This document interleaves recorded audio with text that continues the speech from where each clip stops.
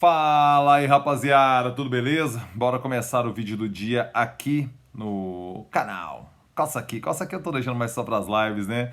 Mas é isso, caso esteja pintando aqui pela primeira vez, peço para que você se inscreva no canal, aumenta a pertinência do mesmo e caso goste do conteúdo, peço para que você curta o vídeo e compartilhe entre seus amigos, porque também me ajuda aqui, né, a aumentar o alcance, a relevância do canal, né?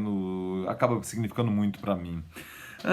Agora, né, cara, nesse contexto de crise do coronavírus, está sendo colocada uma falsa dicotomia, no meu entendimento, entre você preservar empregos, salvar a economia e você preservar vidas, salvar vidas. Eu acho que a atitude correta, prudente e decente a ser tomada é tentar minimizar os impactos nas duas perspectivas. Você salvar o maior número possível de vidas, preservando o máximo de empregos, o máximo de empresas possível. Então, assim, você equilibrar, encontrar o caminho do meio entre essas duas alternativas, eu acho que é o correto a se fazer. Essa falsa dicotomia, esse falso conflito entre essas duas perspectivas de saúde pública e de economia, ela está envenenando o debate público no Brasil no contexto. Por que isso está acontecendo? Porque o Estado brasileiro, por meio da percepção econômica de Paulo Guedes, está completamente equivocada.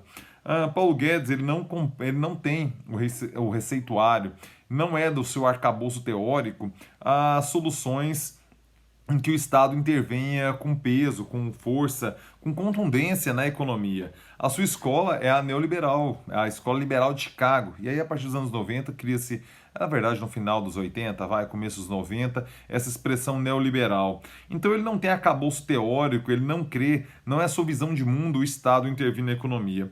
E teve dois momentos do século XX e que foi fundamental, dois momentos críticos, agudos do século XX, em que a intervenção pesada do Estado na economia foi fundamental para que a gente superasse problemas graves como esse que estamos vivendo agora em relação à maldita Covid-19. O primeiro momento foi pós-crash da Bolsa de 29, lá em Nova York, né, com o chamado New Deal. Como é que se fundamentou, como é que se estruturou o New Deal?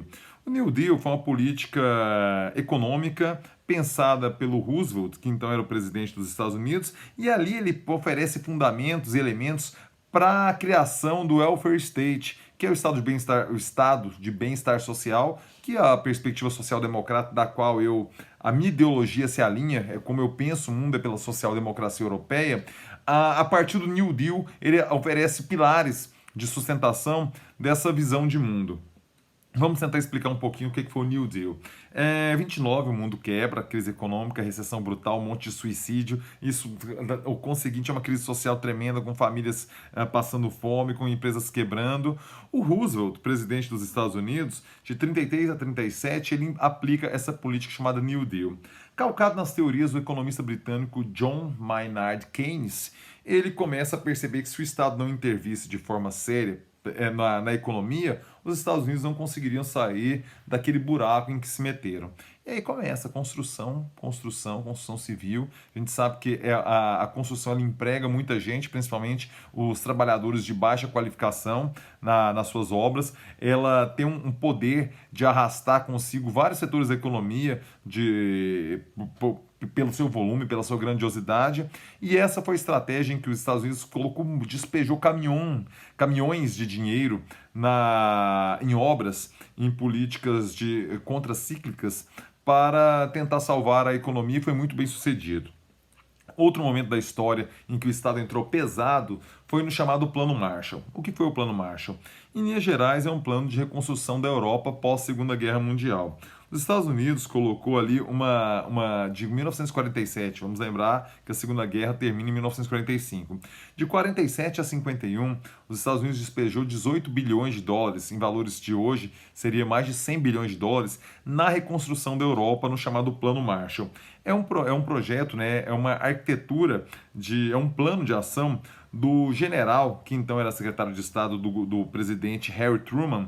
O presidente Harry Truman, seu secretário de Estado era o general George Marshall, e daí vem o nome Plano Marshall. Os países mais beneficiados pelo Plano Marshall foram França, Itália e Inglaterra, foram os três que receberam maior recurso. Mas toda a Europa Ocidental recebeu dinheiro. Porque, além de uma estratégia econômica de reconstrução da Europa, também tinha uma estratégia geopolítica, de você tentar conter o avanço de influência da União Soviética naquele contexto da Europa. Vamos lembrar que, findada a Segunda Guerra, o Exército Vermelho gozava de muita simpatia por parte do povo europeu, porque foi fundamental a participação de Stalin na derrocada do nazismo, no fim da Segunda Guerra. Então não era o contexto, o Stalin não tinha essa percepção que nós temos hoje de um ditador cruel e sanguinário naquele contexto da Europa pós-Segunda Guerra. Vamos sempre pensar nisso, né? E o Plano Marshall vem com uma ideia de você aproximar vínculos culturais e injetar dinheiro pesado na reconstrução desses países. Isso, repito, em especial França, Itália e Inglaterra. Para os Estados Unidos aumentar o seu poder de influência cultural e você meter dinheiro ali para que as coisas fossem acalmadas. E aí se consolida aquele estado de bem-estar social que eu falei, cuja os pilares fundamentais são fundados no New Deal. O que está sendo feito agora no mundo é justamente uma reedição dessa perspectiva New Deal, pós-crise de 29, e da perspectiva do Plano Marshall pós-crise, pós-Segunda Guerra Mundial. Deixe-me dar percentuais de PIB. Segundo um relatório feito pelo BTG Pactual, aquele banco de investimentos, o Brasil vai investir pouco mais, 2,05 para ser preciso, do seu PIB. O total daria 2,86. Mas tem dinheiro aí que é antecipação, ou seja, dinheiro que já estava previsto o seu gasto e ele só antecipou, então ele não entrou na conta. A gente está colocando só de dinheiro novo em planos sociais de reconstrução para tentar salvar a economia das famílias e das empresas, certo? 2,05% do PIB. Isso não conta essa MP editada ontem, que ou seja, vai entrar um dinheiro aí pelo seguro-desemprego e tal, não sei o que. Então esse cálculo pode ser levemente adulterado, mas não vai ser muito mais que isso não. Por que isso acontece? Porque o Paulo Guedes não acredita no Estado entrando na economia, ele não acredita no New Deal, ele acha Keynes um pervertido, ele é de uma escola liberal que não reconhece as virtudes das políticas de Keynes para a reestruturação de economias. Ele não acredita no que foi feito durante o New Deal no governo Roosevelt, ele não acredita no que foi feito no Plano Marshall na Europa durante o governo de Harry Truman, e aí ele fica muito contido. Só para dar, se eu falasse de valores, igual que eu falei, 478 bilhões de reais, se eu colocar valores, vai ficar muito desproporcional, porque a economia de outros países é muito maior, muito mais robusta que a nossa, né? Mas só para, em níveis de percentual, vamos colocar aqui, até o dia 26 de março, foi quando eu pesquisei esses dados e encontrei os mais precisos, os Estados Unidos já havia disponibilizado para reconstrução, para dinheiro novo no mercado, 6,3% do seu PIB. Percentualmente, é uma fábula muito maior do que colocamos. Percentualmente é o triplo do que colocamos. Mas o número absoluto é muito mais, mas é porque a economia é muito maior. Então vamos entender que cada um tem o seu parâmetro de comparação, né? O Reino Unido visa colocar 17% do governo do Boris Johnson, de extrema-direita. Ele visa colocar 17% do PIB do Reino Unido na jogada para tentar salvar o orçamento e a receita das famílias e das empresas. A Alemanha, até o momento, a Angela Merkel, de centro-direita, ela pensa colocar 12%, podendo ser estendido até 30% do PIB alemão. Ou seja, estamos falando de 6,3% dos Estados Unidos, 17% do Reino Unido, de 12% a 30% da Alemanha, enquanto o Brasil está falando de 2,05%.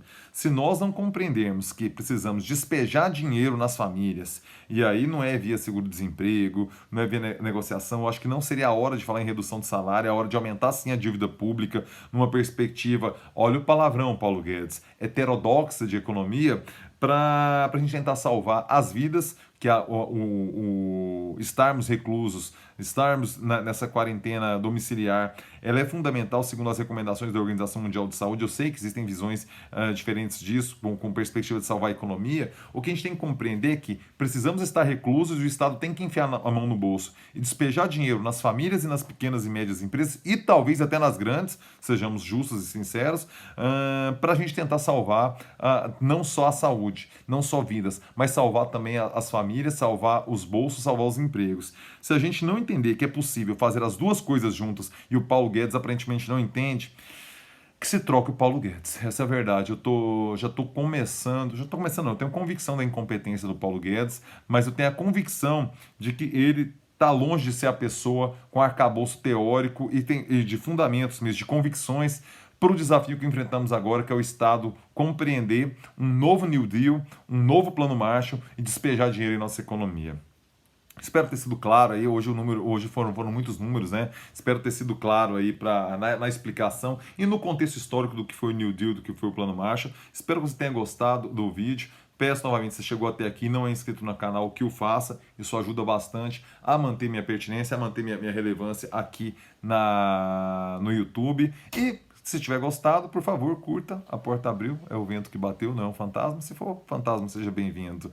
É isso, rapaziada. Bora nessa, coça aqui.